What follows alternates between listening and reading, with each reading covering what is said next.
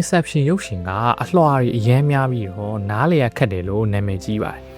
ဒါပေမဲ့ director မျက်စိနဲ့ဇာတ်ညွှန်းဘက်ကနေပြီးတော့ဒီချာပြန်ကြည့်လိုက်တဲ့အခါမှာတော့တကယ်တမ်း director Christopher Nolan သုံးရတာကကျွန်တော်တို့အမြဲလေ့လာနေကြ 3D structure ကြီးအတိုင်းပါ။လောက်ရှုပ်ထွေးရဲ့အိမ်မက်ကဘာကြီးပြိုကျမသွားအောင် 3D structure ရဲ့ဒီအချိုးကွေ6ခုကိုသုံးပြီးဘလို့တိတိကျကျအုံမြင့်ချသွားလဲဆိုတာကျွန်တော်နဲ့တူတူခွဲရမ်းစိတ်ခါကြည့်ကြရအောင်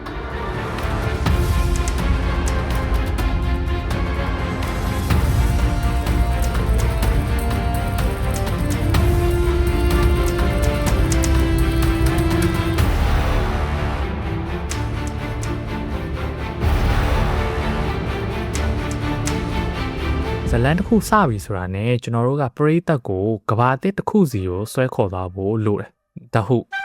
ခရစ္စတိုဖာနိုလန်ကဆက်စချင်းမှာအချိန်ကြီးအများကြီးမဆွဲဘူး။တတိလစ်နေတဲ့ cop ကိုပြတယ်။ပြရနဲ့ချက်ချင်းအိမ်မက်ထဲကနေပြီးတော့ဒီခိုးတဲ့အခန်းကိုပြလိုက်တယ်။ဒီကဘာမှာအိမ်မက်တွေကို hack လို့ရတယ်ဆိုတော့ဒီစီးမြင့်ကိုပရိသတ်တွေကိုမိတ်ဆက်ပေးပြီးတော့ဆွဲဆောင်လိုက်တယ်။ hook လုပ်လိုက်တာပဲပေါ့။ Inciting event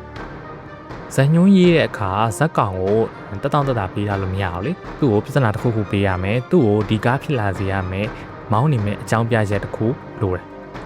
အဲ့ဒါကတော့ဒီ site 2ရဲ့ကမ်းလှမ်းချက်ပေါ့နော်ငါအတွက်မင်းဒီအလုပ်လုပ်ပေးမယ်ဆိုလို့ရှိရင်မင်းကလေးစီကိုလည်းပြန်ခွင့်ရမယ်ဖမ်းလည်းမခံဘူးပေါ့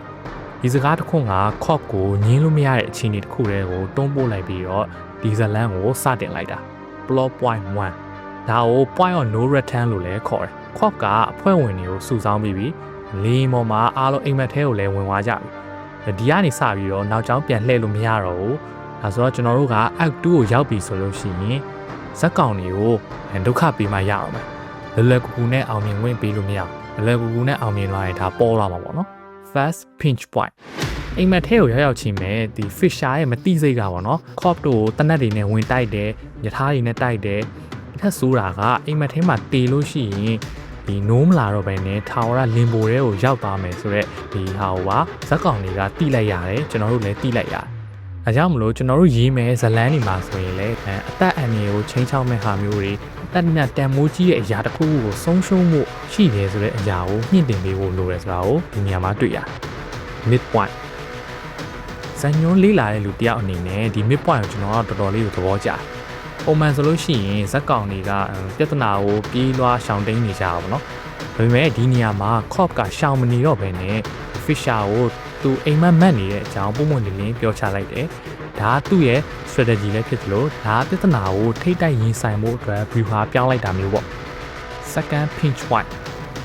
ဇလန်းရေးတဲ့ခါအောင်မြင်တော့မယ်လို့ထင်ရတဲ့အချိန်မှာအစိုးရဆုံးရိုက်နှက်ချက်တစ်ခုထည့်ရမယ်ဆိုတာမျိုးပါအတိတ်ကနောင်နာတွေနဲ့ပုံဖော်ထားတဲ့ mail ရောက်လာပြီးတော့ Fisher ကိုပြစ်တက်လိုက်တယ်ဒီအစီအစဉ်ကြီးတစ်ခုလုံးကပျက်စီးသွားပြီလို့ထင်ရတဲ့အချိန်မျိုးပေါ့အဲ့မှာကျွန်တော်တို့က act 3ကိုရောက်သွားပြီဒီပိုင်းကဇလန်းကိုစုံထီကိုဆွဲခေါ်ရမယ်နောက်ဆုံးပိုင်းပေါ့ plot point 3စာအုပ်တွေထဲမှာတော့ all is lost လို့ခေါ်တဲ့အချိန်ပေါ့အရာအလုံးဆုံးရှုံးသွားပြီလို့ထင်ရတဲ့အချိန်မှာအခက်အခဲဆုံးဆုံးဖြတ်ချက်တွေကိုချကြရတယ်ဒီမှာလဲခေါက်ကအဲ့လိုမျိုးပဲအဲ့ဒါကတော့ Fisher ကိုပြန်ရှာဖို့နဲ့သူ့ရဲ့ကိုယ်ပိုင်အကြောက်တရားဖြစ်တဲ့သူ့ရဲ့ဇနီးမိန်းမ Mel ကိုရင်ဆိုင်ဖို့အန်ဒီရဲ့အများဆုံးဖြစ်တဲ့လင်ဘိုတဲကိုဆင်းသွားမယ်ဆိုတဲ့ဆုံးဖြတ်ချက်ကိုလုပ်ခဲ့တယ် Climax ဒီ Climax က editing ပိုင်းမှာရောဇာညွှန်းပိုင်းမှာပါ masterpiece ပဲအပြင်မှာပောက်ကွဲမှုတွေ kick တွေတစ်ခုပြီးတစ်ခုဖြစ်နေတဲ့အချိန်မှာပဲကိုလင်ဘိုတွေက cop ကလည်းဒီသူ့ရဲ့မိန်းမဇနီးကဒါအစစ်မှန်မဟုတ်ဘူးဆိုတာမျိုးကိုနောက်ဆုံးမှသူနားလည်သွားပြီးတော့သူ့ရဲ့အတိတ်ကိုလည်းသူစွန့်လွတ်နိုင်ခဲ့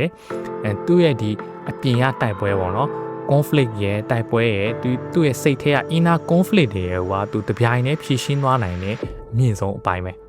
resolution ကျွန်တော်ဇလန်းတွေရေးတဲ့အခါမှာဒီပြီးပြည့်စုံတဲ့ဒီ perfect ending ပေါ့နော်အဖြေကြီးကိုပေးစရာမလိုဘူးဆိုတာကိုဒီ ending ကပြောပြနေအိမ်မက်လားတကယ်လားသိရဖို့အတွက် cop ကသူ့ရဲ့ထိုးထံလေးဖြစ်တဲ့ဒီဂျင်လေးကိုလှည့်လိုက်တဲ့အချိန်မှာ cop ကဒီဂျင်က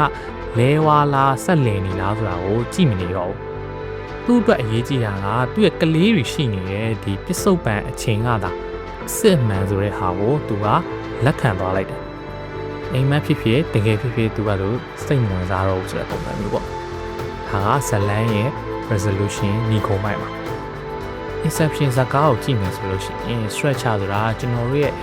စိတ်ကူးတွေ idea တွေကိုပရိသတ်တွေစီတည်တည်ချာချာရောက်သွားအောင်တိဆောက်ပေးမဲ့ခိုင်မာဆုံးအုံးမြစ်ဆိုတာကိုတွေ့ရတယ်။ဒီတော့ကိုယ်တိုင်ဇလန်းတွေရေးတဲ့အခါ editing လုပ်တဲ့အခါဒီ 3D structure ကိုဘယ်လိုလှည့်ကစားလို့ရမလဲဆိုတာဆက်ပြီးတော့စမ်းကြည့်ကြပါဦး။ဒီနေ့ကတော့ကျွန်တော်လေ့လာထားတဲ့ Inception ကားကို break down လုပ်ပြသွားတာပဲဖြစ်ပါတယ်။ဒီအချက်လေးတွေကကိုယ့်ရဲ့ဇာတ်ညွှန်းဒါမှမဟုတ်ရင် editing မှာအထောက်အကူဖြစ်သွားတယ်ဆိုလို့ရှိရင်တော့ကျွန်တော်ရဲ့ video ကို like လုပ်ခဲ့ဖို့ share လုပ်ပေးဖို့မမေ့ပါနဲ့။နောက်တော့ဘယ်လိုမျိုးရုပ်ရှင်တွေကိုဒီလိုမျိုးဇာတ်ညွှန်း shoot ထောက်ကနေပြီးတော့ထပ်ပြီးတော့ break down လုပ်စေချင်လဲဆိုတာကို comment မှာဝင်ပြောပေးသွားကြပါဦး။နောက် video မှာပြန်တွေ့ကြမယ်